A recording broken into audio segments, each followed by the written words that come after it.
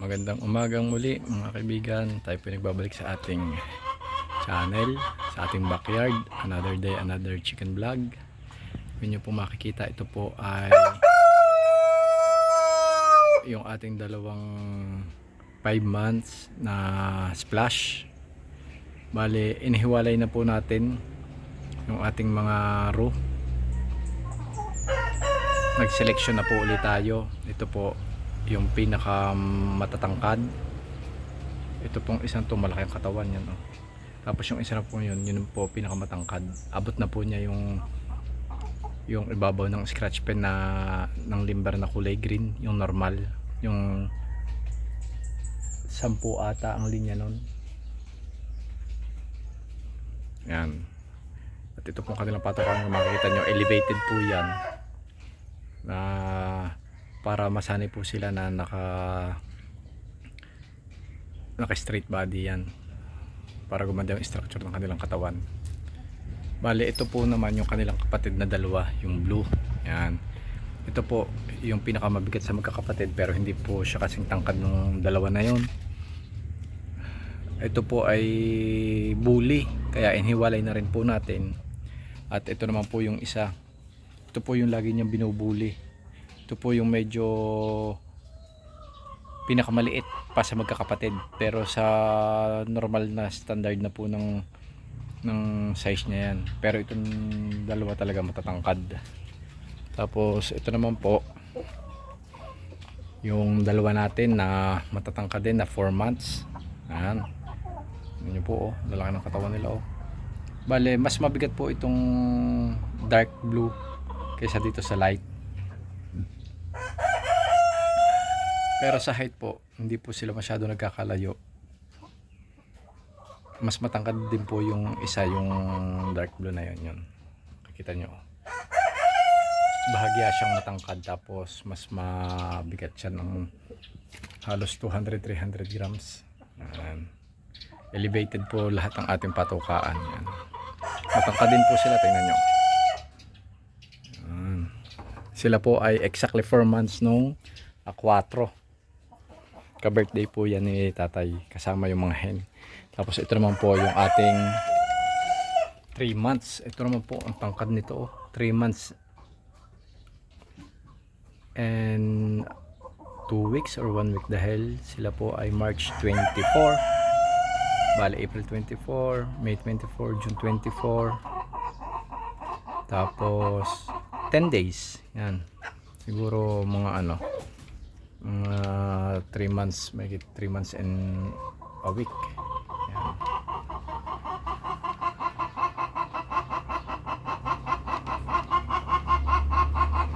Bale mag 3 months and 2 weeks na sila. Yan, ang tangkad. Maalala nyo po yung isang nating white na splash din po na yun po yung atin sanang kakal na nung bata-bata pa. Kasama po siya ng ating mga hen na in-out na, kinal na po natin.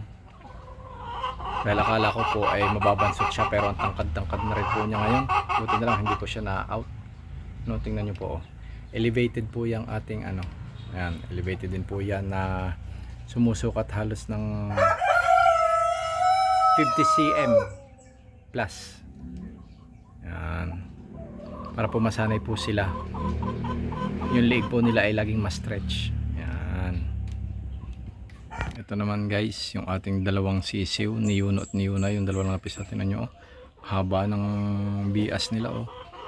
Sila ay hatch noon 27, so 28, 29, 30, 1, 2, 3, 4, 5, 6, 9 days. Yan, sila lang pong dalawa dito, eh. Yan, ito nyo. Yan.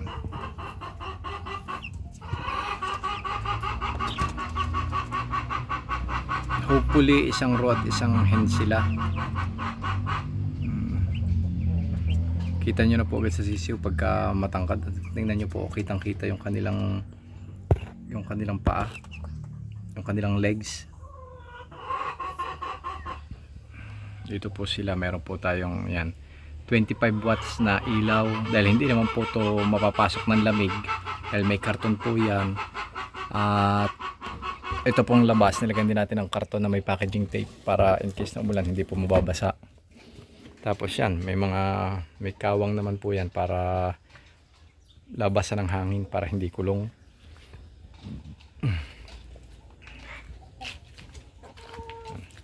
Ito po si Asyong.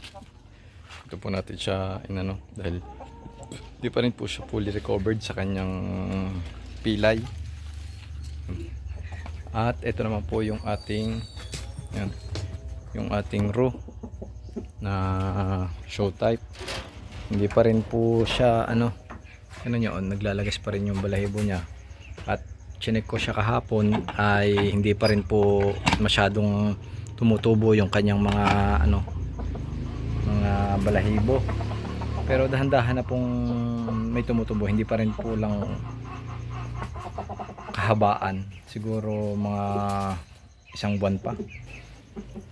Pinapahinga na lang po natin siya para pagka fully recovered na siya ay maisalang naman natin yung silulu.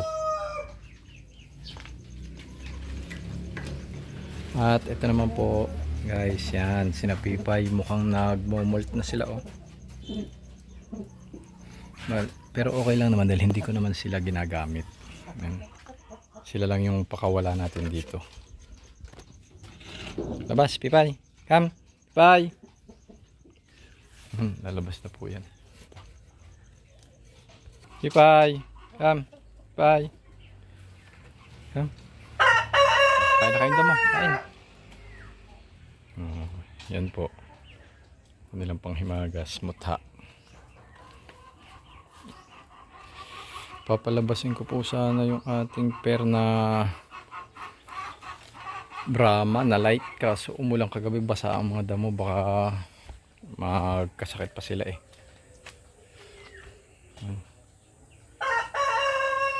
Ang dami po dito yan, yung mga lumilipad na mga fruit flies sa atayan dahil dami po ditong aratilis yan.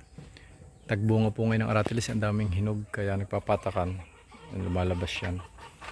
Kaya araw-araw po tayong nagwawalis at nagsisilab dito ng mga dahon-dahon. Yan.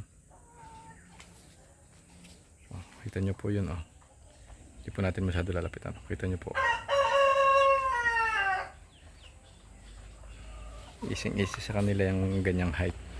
Pag mga ilang araw pa kita natin na abot naman nila yung mas mataas pa, iangat pa uli natin. Para mas yung kanilang tindig. At ito naman yung ating silky, nagaano na po yan, tumitilak na yung lalaki, pero yung hen po hindi pa rin po naglelay. Bali halos 7 months na po sila.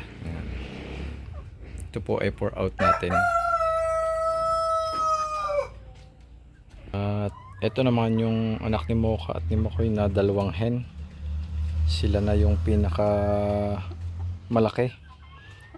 Halos nagpang-abot na po sila nung huli ko silang sinukat nung nakaraang araw. 72 cm na sila. Ito po yung ating number 1 and number 2 na anak ni Mocha. Nandito po yung listahan natin. Yan. Number 1 69 cm po nung June 25, tapos number 2 70 cm nung June 25 din. Tapos yung number 3 natin 65 cm, umangat na din po siya, naging 67 na. Ito namang hen natin na number 1 69, naging 72 na. Number 2 70, naging 72 na rin. Nung makalawa lang po natin sila sinukat nung Sabado. Yan.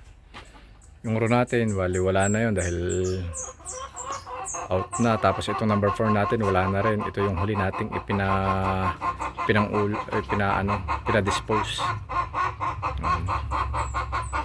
Ito po yung ating listahan ng mga program. May 17, May 21. Yan. Kailangan po nating take note para hindi po tayo malito. Hindi natin makaligtaan. At punta naman po tayo dito sa ating mga IG Polaco.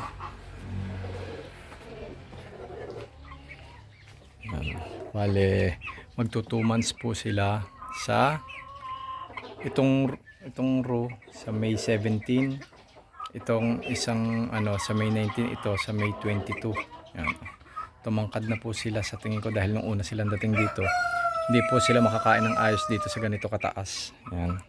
Nandito po siya sa dito ko pinababa. Pero ngayon po easy na lang po ito dito. Tingnan niyo yung ating row. Ang haba na. Ngayon po is 6, 17 bali na, mag 60 days na. 50 days na tong ating row. Kitang kita nyo. Ayan. Ito namang ating IG hen, Polaco blood po yan. Gilliard Martins cross kay Critorio Oliveira. Yan.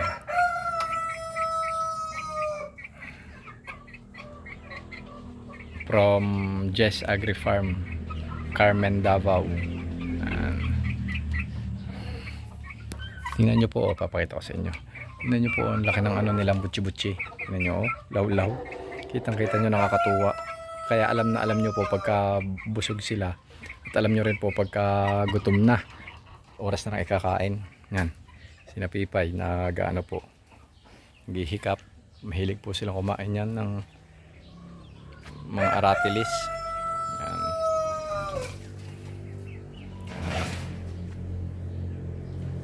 Ito po yung paboritong alaga ng tatay ko. Yan, sinapipay dahil mababait. Napaka-docile nila. Ayun, yung ating isang hen na makulit. Si Mira. Mira! So guys, dito na po muna natin tatapusin ang ating video for today. Ang ating update. Yan. Nangangain siya dun sa tirang patuka ng ng ating mga Brahma. Maraming salamat po at ingat po kayo lalo doon po sa north, natatamaan ng super typhoon. Sana po ay huwag kayong masyadong masalanta at magdasal po ang lahat. Ingat po tayong lahat at sa susunod po uli. Salamat.